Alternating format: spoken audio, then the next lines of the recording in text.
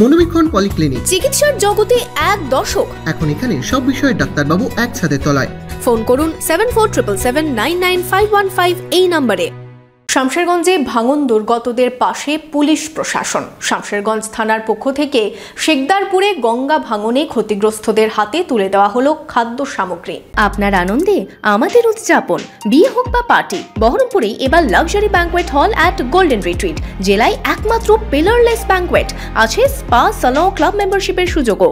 বহরমপুর শিল্প তালুকে golden retreat. উৎসবের আগে ভয়াবহ গঙ্গা ভাঙনে দিশেহারা শামশেরগঞ্জের শেখদারপুরের বাসিন্দারা অনেকেই গৃহহীন হয়েছেন।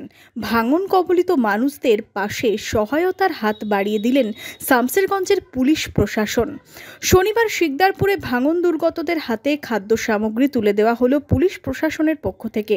এদিন শামশেরগঞ্জ থানার ওসি অভিজিৎ সরকার, এএসআই ওয়াসিম রেজা, এসআই অবিরাম মণ্ডল, জেলা পরিষদ সদস্য আনারুল হক বিপ্লবের উপস্থিতিতে খাদ্য সামগ্রী বিতরণ করা হয়। গতকালকে আমরা দেখেছি, আমিও কালকে ছিলাম, কিছু বালি আর কি পড়ে গেছে এখানে।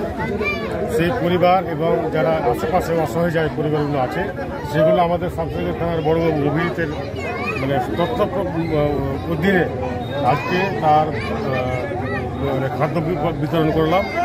এখানে ওসি সাহেব আমাকে ডেকেছিলেন, আমি এসেছি, এবং ওসি সাহেবের প্রতিনিধি দলেরা আছেন, অভিরামবাবু আছেন, এবং আমাদের 8 নম্বর ওয়ার্ডের কাউন্সিলর পুতুল ভাই আছেন রাজীব আছেন, বজলুদা, সকলে মিলে যাদের এদের পাশে থাকার একটু সহযোগিতা করলাম এদেরকে।